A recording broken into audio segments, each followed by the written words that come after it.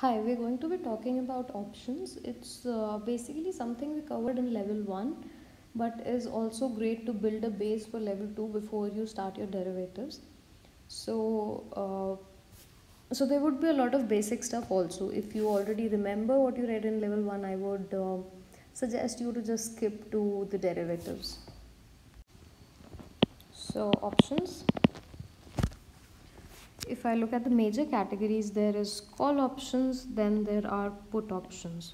Okay, now it is kind of tricky to remember them as is, so I would tell you how I try to remember it, what is the logic that I use. See for yourself if you would like to adopt that. So call options, I would say how I remember is that call is when I have to buy, I'll call somebody. Put is when somebody is putting on shelves, putting something on shelves, it would be to sell. Okay, now this buy and sell are from a long perspective.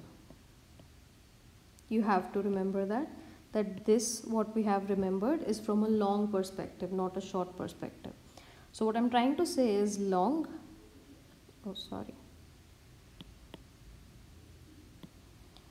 so they can be long call or short call.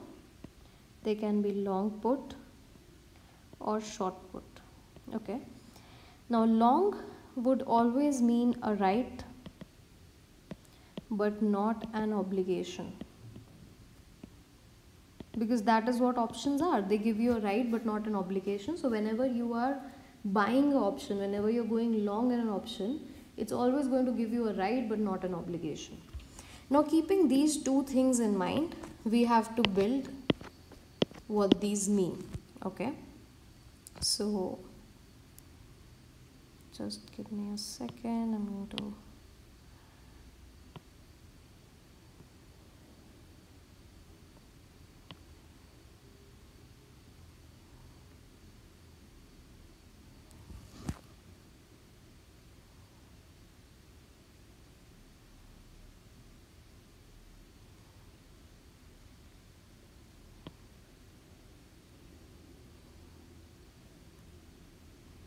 okay, I'm not able to do that. Let's just skip that. So when I have long, it's always a right but not an obligation. When I'm saying call, I'm talking in terms of buy. When I'm saying put, I'm talking in terms of sell. So putting together these pieces, now I'm saying long call.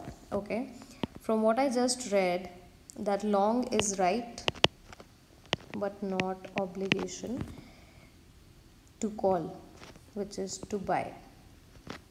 Okay, here long put, which is right but not obligation to sell, because it is a put. Now the short is going to be opposite of this, because when somebody is buying a long call, somebody is selling that to him. So short is nothing but the party opposite to the long guy. So it is very simple. In a market, there's a seller and a buyer. You two are the opposite parties. So whatever this party is buying, the short party is selling. So he has an obligation to sell, right? Now obligation to buy. So very simple. It takes a while to sink in. I would recommend going through this again and again in your head, build that recall, and if possible write it on flash notes so you revise it. Okay, now what's happening is that I will move this here. Now one party in this contract ideally pays the premium. Who will be paying premium as per you? Of course, the people who have a right but not the obligation, because they are buying something premium. They are buying a right but not an obligation. They are at a stronger position, so of course they have to pay to get to that stronger position. And somebody who is shorting it is taking some kind of risk. He just has the obligation, so of course he's going to be asking to be paid for taking that risk. So these guys would always be paying a premium. Paying premium. These guys would be getting a premium. Of course, they're paying the premium to the short party. Alright, now let's look at a scenario. It was very helpful for me to visualize it that way. Let's say I have something called A. I am long call and I said that I'm going to buy it for 100 rupees. Now at the end of the time of my contract, the A is worth, this was the spot, this is what it's worth, I'll say C, which is current. A is worth 150. Okay, so in one scenario A is worth 150, in one scenario A is 120, let's say 100 and 80 and 60. And this long call party, this guy has also paid a premium of 10 rupees. Okay, now I'm going to write here for long call, I'm going to change the pen color. For this guy, what is going to be his profit or his loss? So when the price is 150, he has the right to buy it at 50. So is he going to buy it? Yes, he's going to buy it, but he's already spent 10 rupees.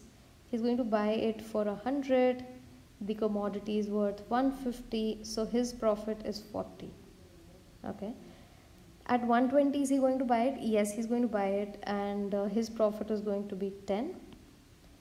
Here his profit is going to be minus 10. Here, will he buy it? The commodity is worth 80 rupees. He has the right to buy it at 100. Of course he won't buy it, but the premium has already been paid, so this would be minus 10. The same with 60. Okay, now with this party it's payoffs and profits and losses are going to be exactly opposite of the long. So his P&L is going to be minus 40. So let me tell you this thing. So he has an obligation to sell this thing for 100 rupees. So he's taking a loss of 50. But he has already recovered a part of that loss from this premium. So the loss is minus 40 only.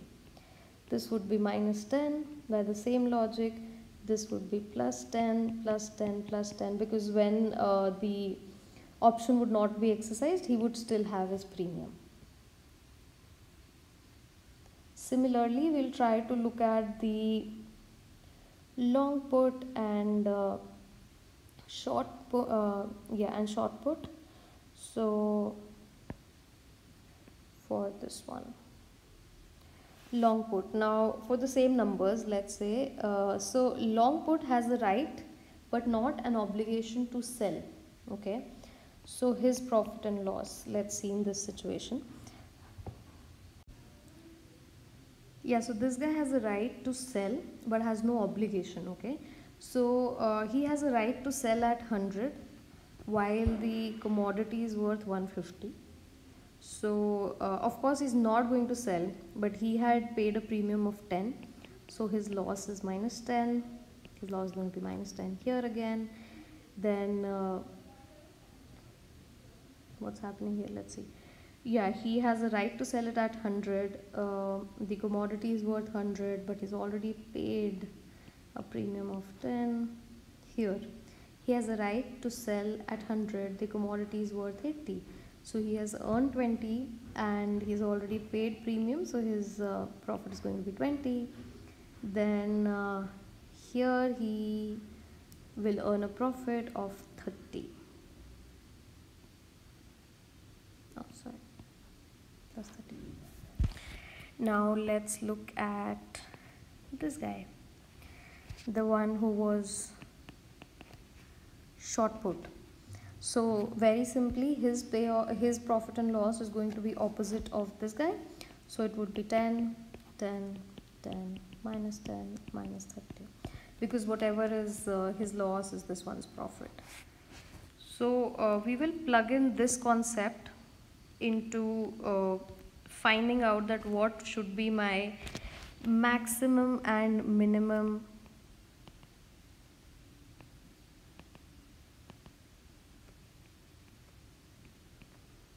no, just a second, not minimum, maximum and maximum profit and loss. Okay, my maximum profit here is unlimited. My maximum loss is the amount of premium. My maximum profit here is going to be 10, and maximum loss is going to be unlimited. Similarly here, what will my maximum profit be? So my maximum profit here can be, I believe, the amount, I mean, let's say 100 minus the premium. Because what's happening is, in what situation is this guy going to make highest profit? That situation is if the commodity is worth 0. Okay, but he has the right to sell it at 100, but he's already paid premium. So his profit is going to be plus 90. So that is what we're doing here. Now, how much could his loss be? His loss is going to be the amount of premium. Similarly, how much can his profit be? The amount of premium. How much can his loss be? It is going to be 100 minus 10. So these are the maximum profits and loss that somebody can have when they are entering a contract.